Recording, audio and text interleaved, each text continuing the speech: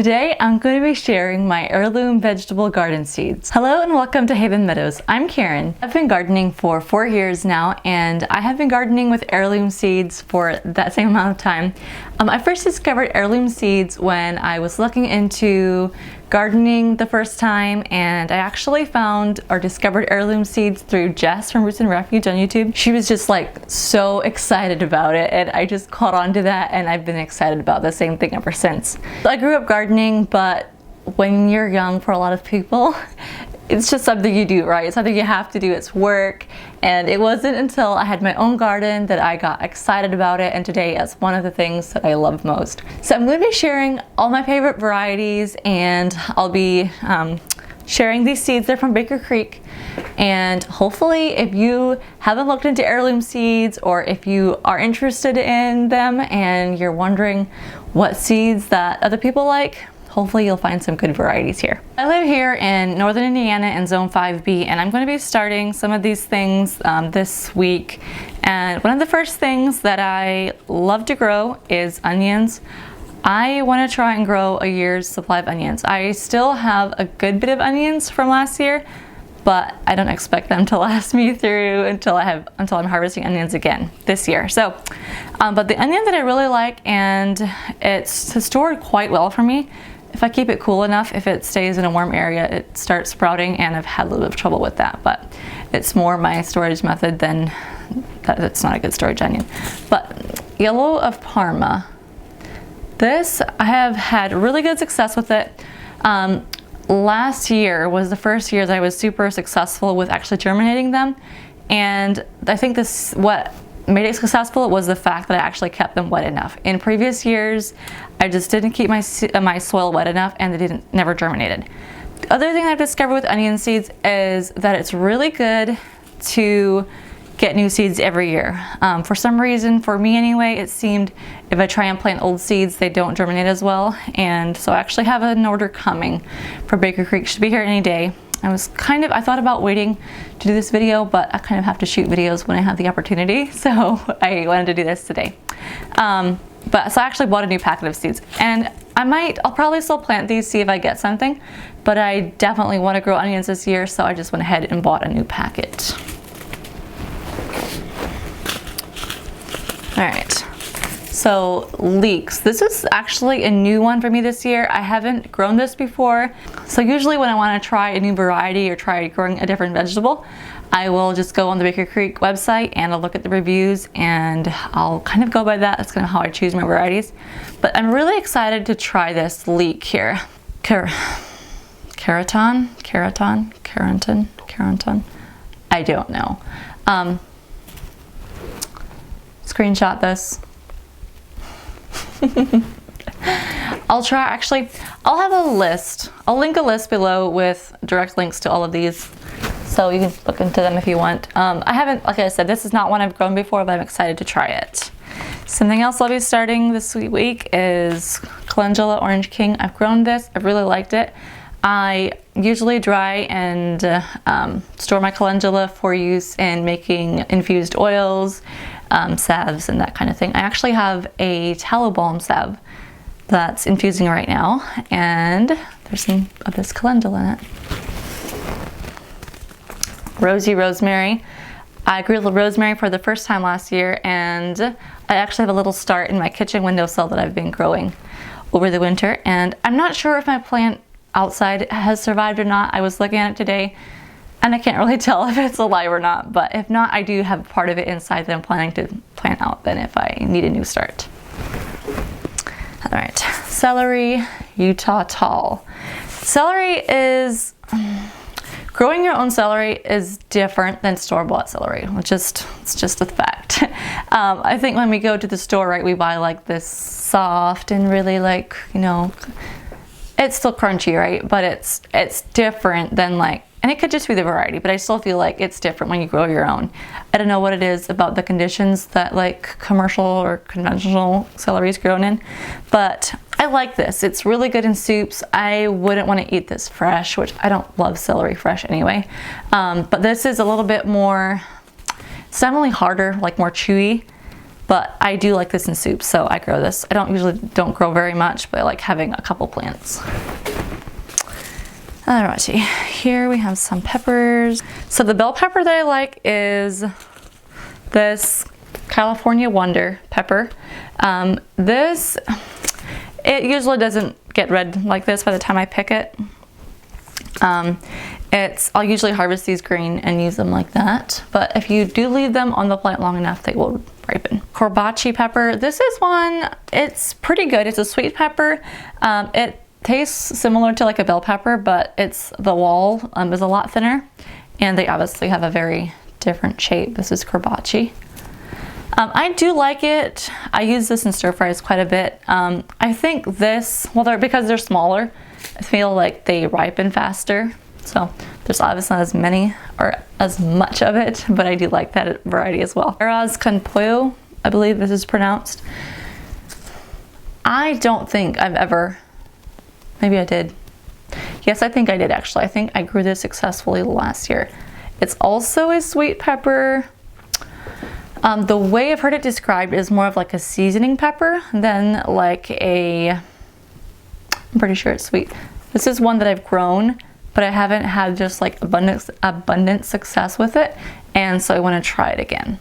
This is one that I do grow. Poblano, I can't remember if I've grown this one successfully or not. I have some peppers that I'm working on. All right, Tree Creek oregano. I have a lot of oregano in my beds. I love to use oregano in my landscaping around my house. It's pretty, it's a really nice ground cover, so it helps with like obviously controlling weeds. And I just like all summer long, I'll just go outside and I'll harvest fresh oregano and then I dry it. And I have used it in bouquets. It's not my favorite, but I know that people do use it and like it. The bees love it, so. And I love the idea of having medicinal and like herbal plants in my landscaping and actually being functional as well as beautiful. Here we have my box. I want to get one of those like, whoa, don't fall over. I want to get one of those plastic photo box with all the little boxes in them and do that eventually. But probably as long as this box hangs together, I kind of have a decent organization system now that'll probably keep until it busts apart, and then I'll do something else. It's not necessarily the most aesthetically pleasing thing, but it works, and it's good. All right, so what I have here is I have it organized into, I have indoor planting, which just basically means, right, seeds that I start indoors, and then all those are in alphabetical order. I like systems, in case you haven't noticed that yet. I'm just gonna go through these now and talk a little bit about them. Basil. Love me some basil. Gotta have that. This is Genovese basil. I really like making pesto. I gotta have it with my tomatoes. I used to not like tomatoes, like fresh tomatoes at all, but I am learning to like them. There's a special tomato that I'll tell you about that I actually enjoy, but I always put some basil on it. It's good. All right, and then I also have lettuce leaf basil. Lettuce leaf basil, it tastes pretty similar to Genovese, but it's bigger, and usually I'll use that when I'm making pesto as well. This is a bee balm lemon. This was just a free gift, not a big deal. Right, German chamomile. This is another one of those herbs that I harvest and dry for use in teas and skincare products. German chamomile. This is one, once you have a nice little area, and that's what I'm counting on this year. Once you have a nice little area where you've grown some once and you just let it go to seed, you'll always have chamomile. So that's what I'm, counting on and working on expanding, is to just have like this nice little bed of chamomile that reseeds itself every year. And also, if it reseeds like that, it blooms a lot earlier than it would otherwise. Cucumbers. Oh, this guy's in the wrong spot. Let me reorganize him really quickly. I'll just keep him out for now. All right. Corn. Okay. This is not in the right spot. My little boy Julian played with these the other day, and some of them got put in the incorrect spaces. Echinacea. Paparia. I don't know. I don't know how to pronounce these. So I'll just let you figure that out. This is another one that I grow for beauty and medicinal purposes. Oops, actually that guy can go back in here. All right, next up we have eggplants. I really enjoy roasted eggplant. I'll just slice them up pretty thinly and I will drizzle some olive oil and some salt, a really good salt, like Celtic sea salt's my favorite. And I'll just roast them until they're soft. And my older son, Jaden, he is almost 4. That's one of his favorite summer treats. So my eggplant favorites are Black Beauty. This is just a classic, you know, big purple eggplant. Another one that's kind of fun is Ping Tongue. This is a smaller one, and this is really fun for Jaden likes these when I like slice them up. They're like these little, you know, round little cubes. All right, round little cubes. Is that a thing? I think so. All right, marjoram. I grew marjoram this year for the first time. Marjoram? Oh yes, marjoram. It looks pretty similar to oregano, and I always have to double check which is which. But I do use that in the summertime as well, especially with things like potatoes. I really like that. Parsley. This is something that I use a lot dried, but I'm not sure that I've ever successfully grown this outside actually. I don't think so. I should try that this year, make sure that that happens. Okay, here's another pepper, banana pepper. If you like the like Subway yellow kind of spicy peppers, this is a good one for you. I made pickled banana peppers last summer. I like spicy things, okay, but I'm not one of those people who just sits down and eats, you know, spicy peppers. And I actually have quite a few jars in my basement. I'm not sure how we're gonna eat them yet. I like them on a sub, but I feel like on a sandwich is like the only way I really eat them. So I don't know, we'll see once. I'm not really planning to plant those again this year, just because I still have some in the basement and I don't want to plant more if we're not gonna eat those. Right. Cayenne long thin, another pepper. This is one that I use for making like cayenne powder. There again, it's food, it's medicine. Right. Jalapeno, Craig's Grande. This is a really good jalapeno pepper. There again, I like grow one plant or so, but I'm not huge on jalapeno peppers. I do like poppers, but one plant cranks out so many jalapenos that I just need like one. Sage, broadleaf sage. This is something that I started 2 or 3 years ago, and I just have this perennial sage out there now. So that's something else that I'll like dry and use. I have a cookbook that I bought from Fallon, from Fallon's Table. And well, it's called Fallon's Table. I never really used a lot of sage until I started using some of her recipes, and now it's something that I really use a lot of. So that was kind of fun. Summer savory. I have a plant like this, and I forget. I think the only reason that I bought that was to make my own Italian seasoning. And I don't think I've done that yet. Since I've been like growing all my herbs separately, I don't use a lot of Italian seasoning. I did make one chicken, it's like a creamy chicken soup the other day, a creamy chicken and rice soup that called for Italian seasoning, so I used some of it then. But I kind of grew that one and I have it, but I don't use it very much. We're at the tomatoes. This is my favorite paste tomato. I really like this one. It really grows well in my area. It obviously always depends on the weather. If the weather is, you know, there's like weird random rain showers, tomatoes split, and they just do that, you know, no matter what kind of tomatoes you have. Some probably don't split as much as others, but especially if we have really good warm spells, these do wonderful. And I use those as my main tomato for sauces, for canning. The special tomato that converted me to liking tomatoes. Dr. Witchy's yellow. I believe it's Dr. Witchy's. Some people, I've heard it pronounced Dr. White Cheese. We don't know, so we just say what we want. This is a really good, sweet yellow tomato. I'm not a big fan of like that bold, just like classic tomato flavor, it's still too much tomato for me. So I really enjoy like cooked tomato products, but as far as eating it fresh, okay, I can do like a good like bruschetta or like something like that, but just like a tomato sandwich, this is the only one that I like. I don't like it with basil and lots of good salt. Paul Robeson. This was a new one for me this year, and I don't remember last year. Actually, it was a new one for me last year. I don't remember what it tasted like, actually. I'm trying to remember if I even tasted it. My husband likes a very distinct kind of tomato. There was one that Baker Creek used to have. It was called Russian Purple. I don't think they have it anymore. That was like his favorite tomato, but in, I believe, like the first year that I grew it, it did very well.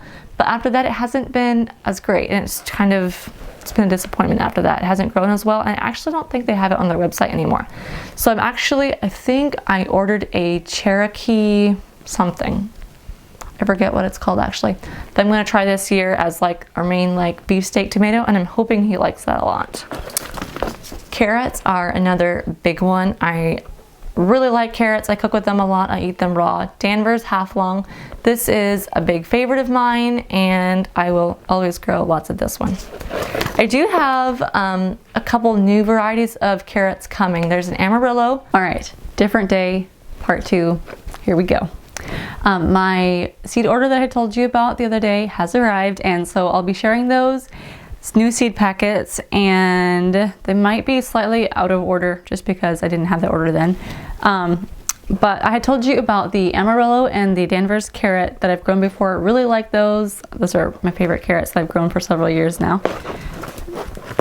This Cosmic Purple carrot is a new one that I'm trying this year. I've heard really good things about it, so I'm excited to try that. I used to grow Purple Russian, and he really liked that one. That's like his favorite tomato ever. But the last couple years it hasn't produced super well, and it just hasn't been a great tomato. So I'm looking for something to kind of replace that. And I also bought some flower seeds. These technically don't go with this, but I'll just show them to you since I have them right here. I bought 2 varieties of stock. These are new to Baker Creek this year, so I'm excited to try these. I have grown stock before in my flower garden, but not these varieties. So I'm excited to try some heirloom varieties. Here's the Amarillo carrot. This was out of place. I already told you about this one, but there it is. All right, and then beets. I like to grow the cylindrica beet. Well, that's a bummer. I thought I ordered some Detroit dark red beets. I'm not seeing it here. So either I didn't order it, or then I've misplaced it somewhere. Beets is another thing that I haven't had just like the greatest success with, but I do really like them. And my favorite varieties are the cylindrica and the Detroit dark red. So I'll have to check my receipt because I was pretty sure I bought those. But what did happen though is I accidentally bought 2 packets of the Cherokee purple tomato. So I don't know what happened exactly. All right, cucumbers. My favorite cucumbers are, I pronounce this Ananjibai. I don't know if that's right or not. That's how I pronounce it, because you gotta do something when you don't know the pronunciation. This here is a cucumber that I really like for fresh eating.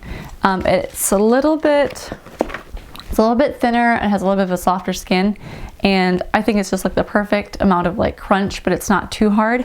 And then the other cucumber that I grow is Chicago pickling cucumber. I was looking for this cucumber on their website, and I actually didn't see it. They have another one that's called the Boston pickling cucumber that I've also heard really good things about. So I don't know if they've discontinued that. I don't know what's going on with that exactly. But if they have discontinued it, I might try the Boston pickling cucumber. My mom always grew sweet corn at home, and especially when we were younger, we would eat like so much sweet corn, but I like a cob or 2, you know, throughout the summer, but it's not something that we eat a lot of. My husband does like it, and I have planted Stoll's Evergreen sweet corn. I wasn't impressed. I don't know if it's just like an heirloom thing so far. I'm trying another variety. It's called Damon KS super sweet corn. I'm gonna try this year if I have room in my garden. It's kind of one of those like last things, like if I have room and if I feel like it, I'll plant it. It's not a big priority and I don't really have a favorite. So far I haven't found anything that's close to as good as what my mom used to grow at home. Dill, I always throw some dill in some of my beds. Lettuce, I don't eat a lot of lettuce, but the lettuces that I do grow are lettuce crisp mint. I've had pretty good success with this one. It obviously, like most of the lettuces, it gets bitter once it gets warm. This lettuce here is so beautiful. It's the Merlot lettuce. I let this one go to seed last year in my garden, and I'm so excited to just like watch it, see it pop up everywhere with like that beautiful purple color. I literally would just grow it because it's pretty. Kajari melon. I have been trying to get this seed for a couple years already, and I was kind of disappointed, honestly. It's a small, like, something like this, about like softball size melon. I feel like it tastes a lot like honeydew, I'd say. It's really pretty and it's fun. I prefer a regular cantaloupe, I think, over the Kajari melon. So I don't know. I don't know if I'll grow this one again this year. I don't have just like tons of trellis room. So I'm probably going to grow more cucumbers because I like to make fermented barrel cucumbers, and we never have enough of those. So I'll probably give my trellises to that over doing the Kajari melon. I might grow it on the ground. We'll see. My favorite cantaloupe, sweet passion melon. These are really good. We had so many melons last year.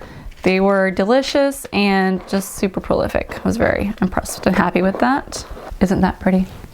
Chocolate Morning Glory. This was a new seed. I bought this last year after the gardening season, I think. I'm really excited for this one. It's super pretty, and I'm actually planning to, what I'm gonna try to do. I've tried this a couple of years in a row and it hasn't worked because the soil there is horrible. But I also just got done putting down some compost. Along one side of our property, we have a privacy fence. It's nothing really pretty to look at. It's nice because it gives us privacy. It goes along my garden, and then between like the house and the garden, we have like a fire pit. And I'm kind of trying to create like this nice little gathering, pretty, you know, area. What I'm gonna try and do is plant some morning glories along the fence and hopefully have those like climb up over the fence and cover the fence. So that'll be like a pretty green, that's the idea anyway. We'll see how that goes. Lincoln peas. These are really good. I really like these. And I've also gathered my own seed and planted those again. I had pretty good success with that as well. Spinach. This is what I've grown. Spinach Gigante di Inverno. I don't know what language that is. I'm positive I didn't pronounce it correctly, but I also don't know how it's pronounced. So there you go, best shot. It's pretty good, but I also feel like as soon as it gets warm, it's like, so yeah, it's not good anymore. And it shoots, I feel like it shoots rather quickly, but I also probably should, if I really want like a good long harvest, it would probably be best to plant it sooner than I have planted it in the past. Winter squash, butternut, Waltham squash. This is a really good one. It's nice and prolific. It tastes really good. Big favorite. It's kind of a staple for me. Spaghetti squash. This is also, it did well. It was pretty prolific. I have a bunch sitting in my basement right now that I need to eat. I actually recently found this, it was like a chicken, there's like chicken cream cheese, pretty rich and sounded pretty good. It's like a casserole. So I might try that.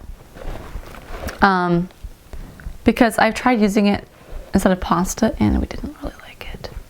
So I don't know. I have a bunch of seeds and a bunch of spaghetti squash sitting in my basement. I would rather give more space to butternut squash because that's something I use like that all winter. I actually substitute butternut squash for a lot of pumpkin recipes. So, and then I also like to do like a butternut squash curry. I use a lot of squash, of the butternut squash. So probably I'll end up not planting spaghetti squash this year. Zucchini, Black Beauty, pretty classic zucchini. Produces well. There you go, basic, good zucchini. Sunflowers. I have grown this mammoth gray striped sunflower. Mine have never gotten very big, but I've also had lots of groundhogs eating my sunflowers, so that might be it.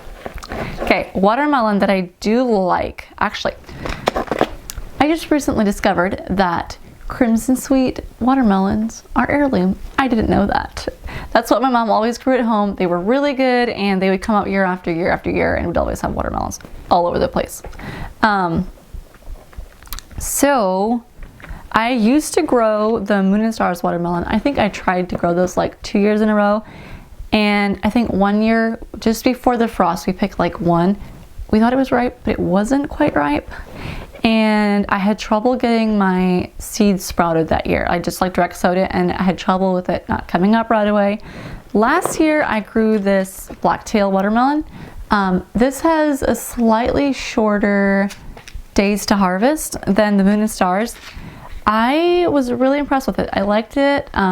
It grew well and it was really good. So we got quite a few watermelon last year.